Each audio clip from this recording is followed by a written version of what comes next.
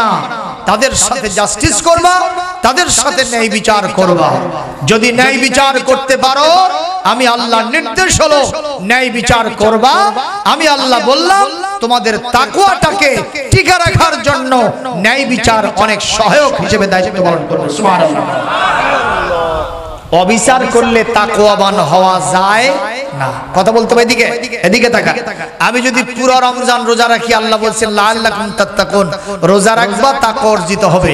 কিন্তু আল্লাহ আয়াতের ভিতরে বলছেন যদি কেউ অবিচার করে, ইনজাস্টিস করে, এই ব্যক্তি হাজারো চেষ্টা করলেও তাকওয়াবান হতে পারবে না যতক্ষণ পর্যন্ত ন্যায় বিচার না করবে। সুবহানাল্লাহ। কষ্ট হচ্ছে আপনাদের? বেশি সময় ওয়াজ হবে না কিন্তু।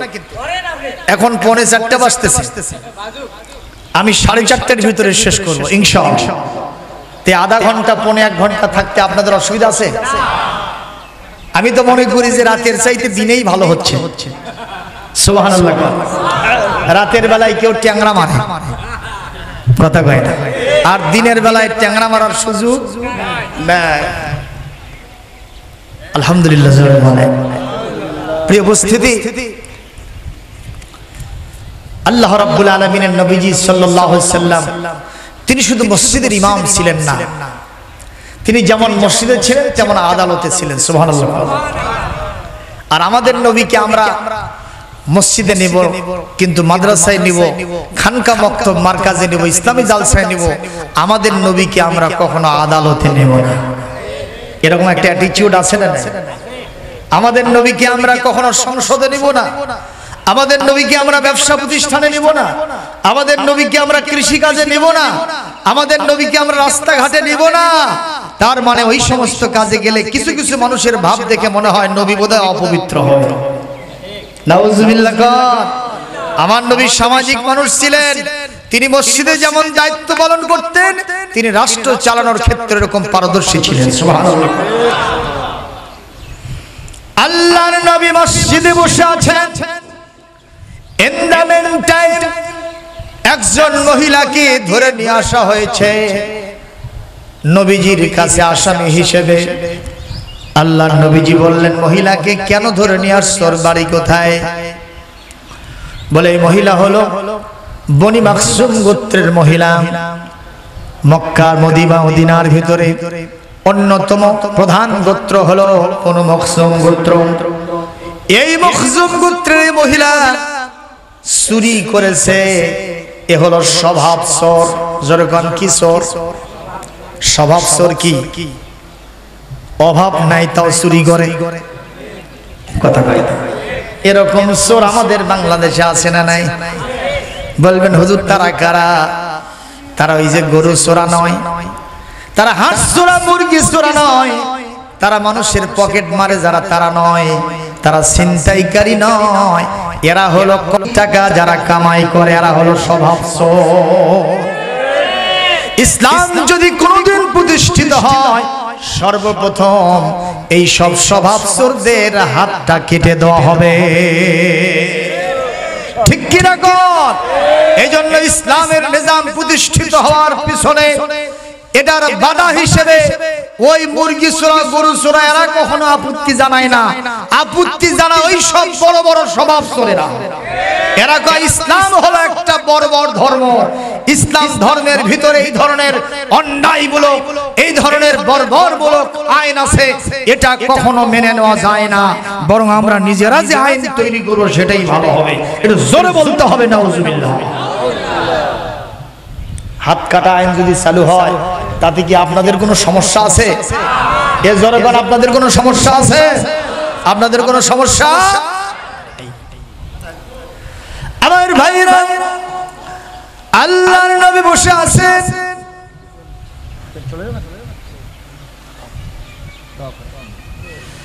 আল্লাহর নবী বসে আছেন। মাখজুম গোত্রের মহিলাটাকে ধরে নিয়ে আসা হয়েছে। মহিলার অপরাধ কি? চুরি করেছে, ঠিক না বেঠিক? আল্লাহর নবী সিদ্ধান্ত নিয়েছেন তার বিচার করবেন। চোর চুরনি যদি ধরা পড়ে তাদের বিচার কি হয়, কি করা লাগে? এটা কোরআনের সূরা মায়েদার ৩৮ নম্বর আয়াতে আছে। আমি তেলাওয়াত দেব, দেব আস-সারিকু ওয়াস-সারিকাতু ফাকতাউ আইদিয়াহুমা জাযাআন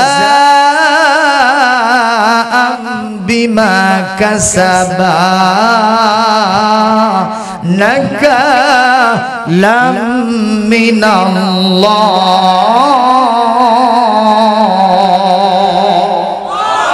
একটু জোরে বলেন আল্লাহু আকবার, আরো জোরে বলেন আল্লাহু আকবার।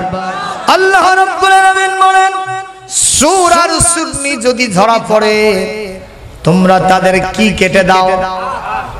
এই বিধান কি আমার সমাজে আছে? তাহলে বোঝা গেল ইসলামের মধ্যে আমরা পুরোপুরি প্রবেশ করতে পারি নাই। ঠিক না ঠিক বলেন? নামাজের বিধান ঠিকই আছে, হজের বিধান ঠিকই আছে, রোজার বিধান ঠিকই আছে, কিন্তু এই সমাজের ভিতরে হাত কাটা বিধান নাই। এই সমাজের ভিতরে জেনা করলে যে বিচার হবে, সঙ্গে সার করতে হবে, 100টা দড়া মারতে হবে, এই বিধান ইসলামের এখনো আমার দেশে চালু নাই। এরপরে যদি কোনো মানুষ কেউ অন্যায় ভাবে হত্যা করে, কিসাসের বিধান আমাদের দেশে কি আছে? এইটা উপদেষ্টিত নাই। শুধু তাই নয়, যদি কেউ মদ পান করে, মাদক জাতীয় নেশা জাতীয় দ্রব্য পালন করে, এর কি বিচার হবে সেটাও কোরআনে আছে না নাই? কিন্তু আমার সমাজে নাই। কথা বলতে হবে, ঠিক না ঠিক? এমনকি যদি কেউ অন্যায় ভাবে কারো বিরুদ্ধে অপবাদ দেয়, এই অপবাদের যে শাস্তি হবে এটাও কোরআনে আছে, ইসলামে আছে, কিন্তু আমার দেশের সমাজের ভিতরে নাই। তাহলে বোঝা গেল ইসলামের মধ্যে আমরা পুরোপুরি প্রবেশ করতে, কথা কি সঠিক? জোরে বলুন, কথা কি সঠিক? অথচ আল্লাহ বললেন উদখুলু ফিস সিলমি কাফা, ইসলামের মধ্যে তোমরা পুরোপুরি প্রবেশ করো। বনু মখজুম গোত্রের এই লোকটা যখন মহিলাটিকে যখন নিয়ে আসা হয়েছে, আমার নবীজি সূরা মায়েদার 38 নম্বর আয়াতের বিধান অনুযায়ী তিনি ডাইরেক্ট সিদ্ধান্ত নিয়েছেন, আমি তো হাত কেটে দিব, তার আগে সাক্ষী প্রমাণ আছে কিনা যাচাই করে দেখব। সাক্ষী প্রমাণ হয়ে গেল, এমনকি হাতে নাতে ছোট্ট সুন্নিটা ধরা পড়ে গেছে। আল্লাহর নবী যখন হাত কেটে দিবেন, ইন দা মেন টাইম দেখা গেল মখজুম গোত্রের বিরাট একটা দল এসে গেছে আল্লাহর নবীর কাছে। নবীজির সামনে গিয়া দেন দরবার করতে চায়, কিন্তু নবীজি এমন একটা পার্সোনালিটি সম্পন্ন, এমন একটা ব্যক্তিত্ব সম্পন্ন মানুষ ছিলেন, আমার নবীর সামনে যতই বীর পুরুষ আসুক না কেন, যতই মহাবীর আসুক না কেন, আমার নবীকে শায়েস্তা করার জন্য এসেছে, নবীর সাথে খারাপ ব্যবহার করার জন্য এসেছে। নবীজির চেহারা দেখার সাথে সাথে কলিজার ভিতরে কাঁপ শুরু হয়ে গেছে, থরথর করে কাঁপতে কাঁপতে হাত থেকে অস্ত্র পড়ে গেছে। আমার নবীর একটা ব্যক্তিত্ব ছিল, জোরে বলেন সুবহানাল্লাহ। ভাইরা আমার, নবীজি বললেন তোমাদের কি খবর? ওরা তখন কথা বলার সাহস পায় না। এক পর্যায়ে ওরা চিন্তা করলো, আমরা তো এই মানুষের সামনে এটা নিয়ে দরবার করতে পারবো না, কাকে দেওয়া যায়, কাকে পাওয়া যায় দেখো তো। খেয়াল করে দেখা গেল নবীর অত্যন্ত কাছের মানুষ, বয়সে নবীন, নাম তার হযরত উসামা বিন যায়েদ রাদিয়াল্লাহু তাআলা আনহু। তার কাছে গিয়ে বলা হলো, উসামা তুমি তো জানো মাকসুম গোত্র মক্কা মদিনার ভিতরে সবচেয়ে বড় গোত্র, প্রধান গোত্র, এলাইট পারসন মানুষ বসবাস করে। এ উসামা, এই মহিলাটা অনেক বড় বংশের মেয়ে, একটু স্বভাব চুরি হিসেবে সে ছোট্ট চুরিটা করেছে। তুমি কি একটু রাসূলের সাথে গিয়ে দেন দরবার করতে পারো? রাসূল যদি এই বিচার সালিশটা একটু লঘু শাস্তি দিয়ে যদি একটু পারি দেন, আর যদি তাকে হাত না কেটে ছোট বড় কিছু শাস্তি যদি দেওয়া যায়, আর শাস্তি রহিত করে যদি এতগুলো টাকাও চাই, দিনার চাই, দিরহাম চাই, আমরা নবীজিকে দিতে পারবো। কিন্তু এত বড় উচ্চ বংশের একটা মেয়ে চুরি করছে, তুমি মেহেরবানি করে মেয়েটাকে একটু ওখান থেকে বাঁচাতে পারো কিনা দেখো, বংশ মর্যাদাটা রক্ষা হয়ে যাবে।